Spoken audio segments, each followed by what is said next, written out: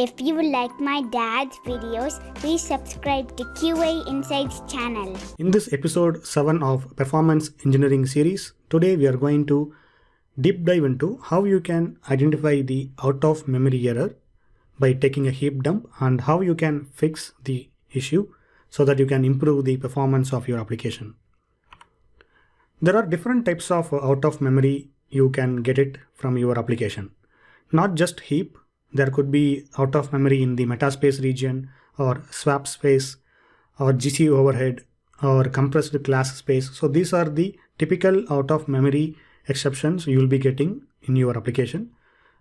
We are going to use Buggy app to simulate the heap space out of memory. In the episode 1, we have already discussed how you can generate the jar and var for your Buggy app. So we are going to leverage that. And here we have to pass a couple of arguments whenever you launch the Buggy app. You can execute the Buggy app from your IDE itself like Eclipse or IntelliJ, or you can generate the jar or var to simulate the problems. We are going to leverage the jar file. To pass the Buggy app jar, you have to add a couple more arguments. The very first argument you have to add is the heap size. So here you have to pass your maximum heap size. Otherwise what will happen? It will take a slice from your operating system memory and then it might get hanged eventually. So that's what happened in my system. I never passed the maximum heap memory. I think it went up to some 4 GB. It depends on your operating system and the architecture, and eventually my system got hanged. You don't want that. So always pass some maximum heap size. Next we have to pass heap dump on out of memory error argument. So this argument will help you to take the heap dump whenever the out of memory error occurs. And you have to accompany this particular argument along with the heap dump path. So this is where you will save your heap dump. And then you can give some name for your heap dump, or if you just enter the current working directory, then it will prefix the hprof with the process ID. So here we have to pass the problem underscore OOM so that we can simulate the heap space error in the Buggy app. Now let us go to github.com/ycrash/Buggy app. And here if you go to this readme file, you can easily create the jar and var file. Now let us clone this repository. I already cloned. Now let us create the jar file. First command you have to initiate is ant clean. So this will delete all the existing folders. And to create the jar file, you can use ant space dist-cmd. So this will create only the jar file. If you want var and jar, you can initiate dist-ee, I guess. So you can check the exact command in the readme file. So now if you want to see the jar file, you can go to dist folder.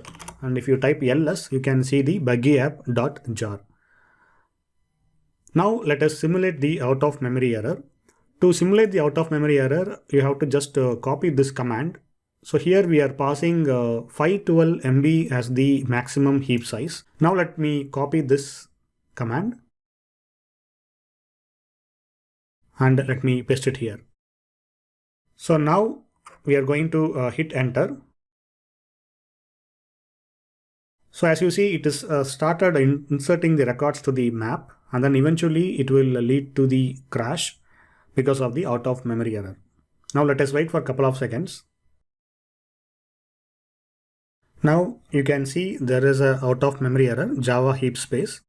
So actually if you just notice the error messages here, so it is throwing the out of memory error here, and then after a couple of seconds you can see the application is still running because it's tried to clean up the space, but it will not be able to clear up. So that's why the application will crash eventually. Now you can see this particular file name will be in your current directory. So let me clear my screen, and if you type ls, you can see the hprof file. So this is the heap dump. So this is the process ID 22408, and it will prefix with java underscore PID. Now let me launch the Eclipse mat. And before we start analyzing this particular hprof file, we are going to quickly go through the settings in your Eclipse mat. Just go to Window and click on Preferences and click on Memory Analyzer here. Always check this box, keep unreachable objects, and select the bytes display as smart. So if you're not setting the smart as the bytes display, what will happen is every time you need to convert your unit. For example, if it is in kilobytes, you may need to convert into megabytes, or if it is megabytes, you may need to convert into gigabytes. But if it's smart enough, then it will automatically display the right unit for you. And if you want to change some look and feel, you can always go to the appearance and then you can change the theme. Now let me cancel this. And another quick help here is, if you go to help and click on icon assist, so which will bring up the list of icons for the Eclipse Mat. So this will be very handy in case if you're getting started, you can easily identify what kind of element you have selected and what it is. So you can easily recognize. So always use this icon assist in case if you need any help. You can alternatively press Alt I, which will bring up the icon assist. Now let me go to file and click on open heap dump. And here you can see this is our hprof file we just captured, and click on open. So initially it will take some time based on your hprof file size. If it is very large, then it will take a couple of minutes sometimes, but you need to be patient because it will start reading and then it will extract the information and then it will take some time to display in your Eclipse Mat. Now Eclipse Mat completes its analysis and it is giving this wizard. By default, you will get this getting started wizard. And here you can see there are two options. One is to generate the report for the leak suspects and another one is for the component report. So in this case, our objective is to find the memory leak. So we have to select this option and click on finish. So this will generate the report for you and then it will automatically displays the leak suspects. So now the report has been completed and here you can see at the top it is giving the leak information and it is displaying the problem suspect 1, which means there is one problem in this particular heap dump, and this thread java.lang.thread keeps the local variables with the total size of around 509 MB. So this particular object has around 509 MB of size. Now if you just click on this table of contents, here also you can see the contents of this particular report. So now the very first step is to understand the objects in the heap. To understand the objects in the heap, you have to click on this dominated tree, so which will give you the tree view of all the objects present in the heap. By default, it will sort by the retained heap. So if not, you can just sort it by the descending order of the retained heap column. So here, this particular object has the retained heap of around 509 MB. So if this object gets reclaimed, you will get space around 509 MB so that your application would have run better, but it is not. That's why we got the out of memory error. So now it is our responsibility to see why this memory leak has happened. To understand better, just double click on the particular object and here you can see this particular hash map has the retained heap, not the other objects. Only this hash map has this much of retained heap.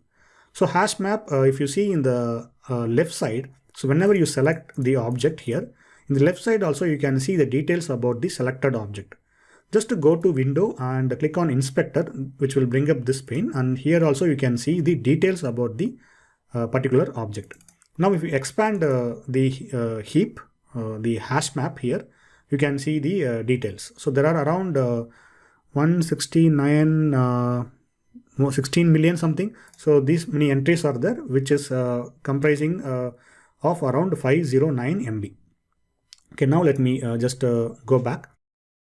Now we have to understand which method or which class is getting called, or this particular thread is calling whom. So we have to understand the relationship. So to understand that relationship, we have to make use of the icon assist. Whenever you press Alt I, Eclipse Mat will bring up this icon assist. So using these icons, you can easily identify what that particular object is. So in this case, we have two kind of references. One is the incoming reference. So this icon is the incoming references. This heap object references the one above, and this icon states that outgoing references. So this heap object references the one below. So now what I can do is I can just right click on this particular object and let us go with the outgoing reference. And if you just expand here, you can see the objects. So this particular thread has the object 3. So this is the another class, and object 2 and object 1. And here we have the some string we have passed, and we have again the hash map here. So these are the details this thread has. Now let us understand what is object 3.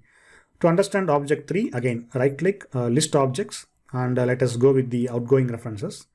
So here if you just expand, this particular object has these details. So this particular view is not helping us. So let us go back and let us go with the incoming references.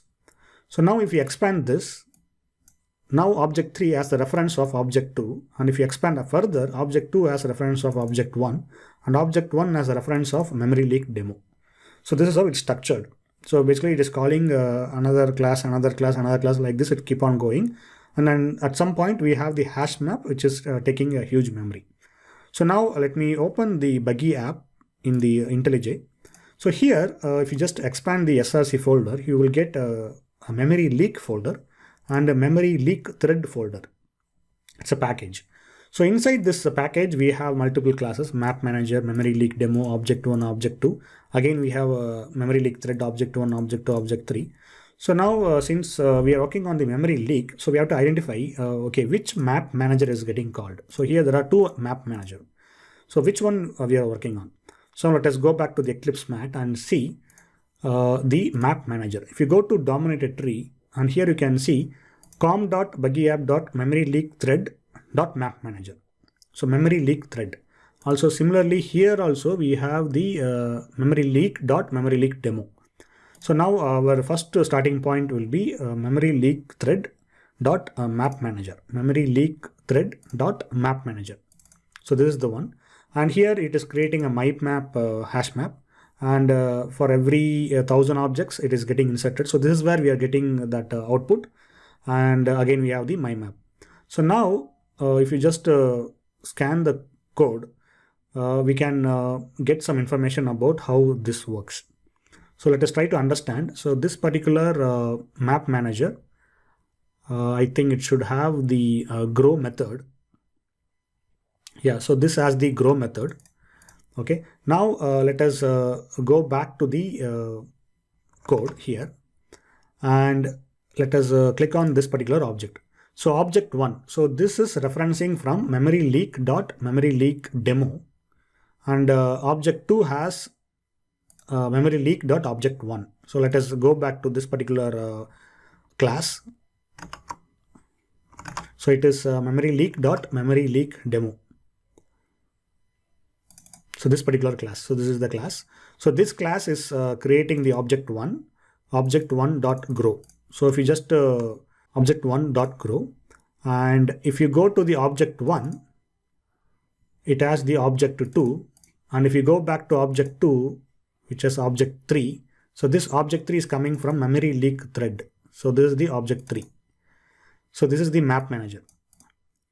So like this, you can easily get the code access. Definitely it should be available in your repository, and then you can just scan through it and see what's going on.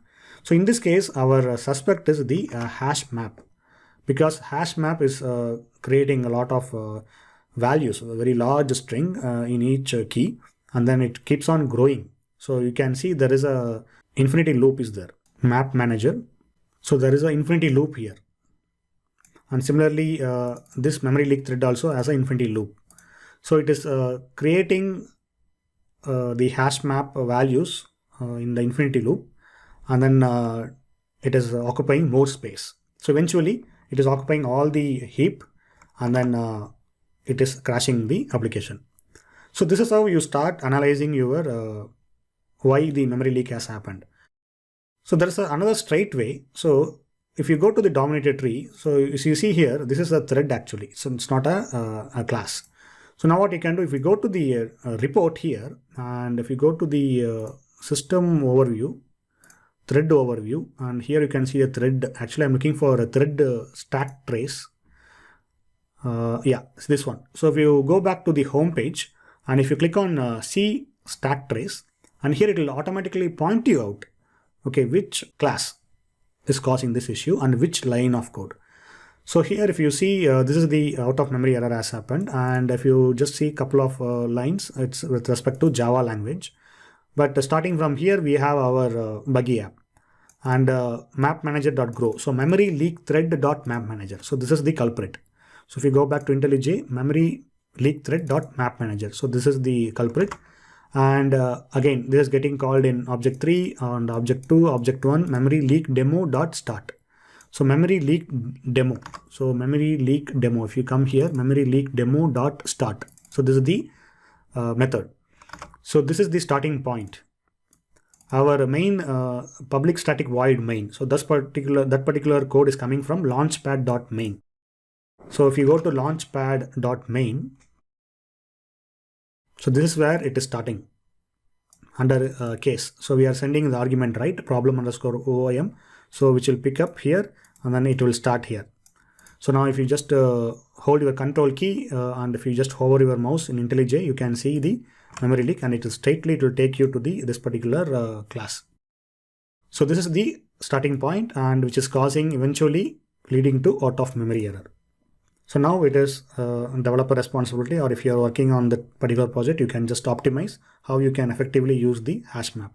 So this is how you will analyze the memory leak. Actually, this is one of the approach. Depends on what kind of out of memory you are getting, but this is the approach I will take and to identify the issue. So this is everything is manual. So if you see, I'm spending a lot of time here. Since we already know about the buggy app, it is kind of pretty easy, but in real time, you'll get hundreds of code, thousands of code. So you need some patience. So that is where the tools like ycrash is coming into picture. So in next video, we are going to see how we can leverage ycrash to identify the issue in just a couple of clicks. So thanks for watching. Have a good day. If you like my dad's videos, please subscribe to QA Insights channel.